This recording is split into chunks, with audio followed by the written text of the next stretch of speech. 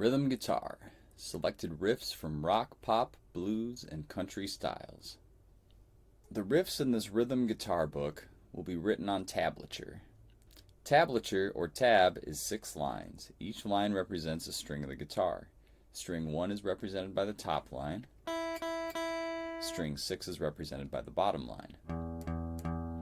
This may appear backwards or upside down if you're seeing the perspective like a mirror. Instead, look down at the strings of your guitar. Notice that the first string you see, or the string that's closest to you when you look down at the strings, is string 6. So when we look down at our strings, we see string 6 as the bottom string. That's the perspective of tab. We draw numbers on these lines, and those indicate frets that we're going to push on the strings. A 0 indicates that a string is to be played open. So the 0 on the top line here would be an open first string, like that. The number 1 here indicates that the note on the first fret is to be played. So I'm going to press down string 1, fret 1 with my first finger, like this. Meter and counting refers to the time signature of a song.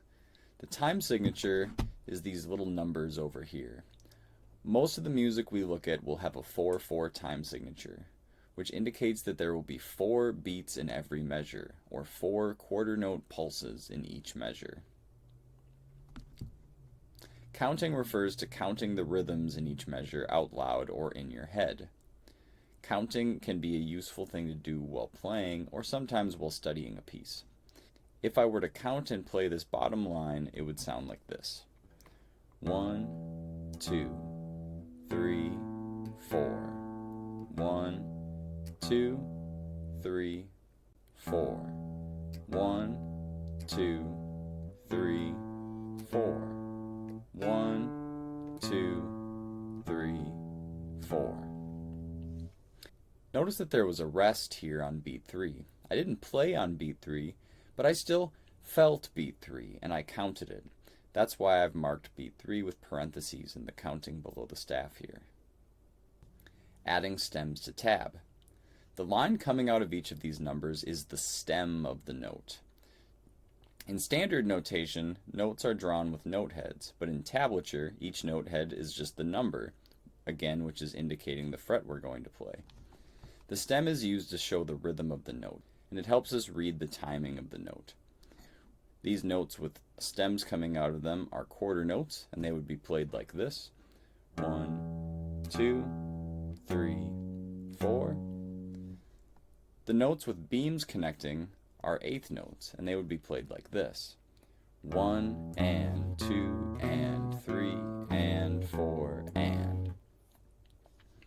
It doesn't matter if the stems are pointing up or down. Stems will tend to point towards the middle of the staff. So the notes on strings 6, 5, and 4 will tend to have stems that point upward, and notes that are on strings 3, 2, and 1 will tend to have stems that point downward. Notice that half notes look identical to quarter notes with tab. We can tell that they're half notes because of the space they're taking up in the measure. We can identify a whole note in tab because it does not have a stem and it takes up the entire measure. Repeat signs. A repeat sign indicates to return to the beginning of a song. Repeat signs are normally exhausted after one use. So if I were playing this line, when I reach the end of the line, I would repeat back to the beginning. If there is a forwards-facing repeat sign at the beginning of a line, a backwards-facing repeat sign will send us there instead. So if I was playing the second line of this page, when I reached the end, I wouldn't go back to the beginning of the piece. Instead, I would go back to the beginning of line 2.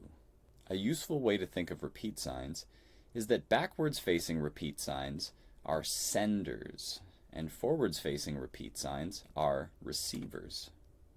One measure repeats. A one measure repeat sign indicates that a measure is identical to the measure that came before it. So on this line, I would play the A measure twice in a row. Then I would play the B measure twice in a row. So the top line would look just like the second line. A useful way to think of one measure repeat signs is they are one measure copiers or one measure duplicators. They copy a measure worth of stuff. Two measure repeats. A two-measure repeat sign indicates that two measures are to be identical to the previous two measures that came before it. It's easy to get confused and think that the number 2 here means that we're going to play this two-measure phrase 2 more times. But really, we're only going to play this two-measure phrase 1 more time. The 2 is not referring to 2 more times, it's referring to the fact that it's a two-measure phrase. So, the first line would be played exactly like the second line here. A useful way to think of two-measure repeat signs is that they are two-measure copiers, or two-measure duplicators. They copy 2 measures worth of stuff.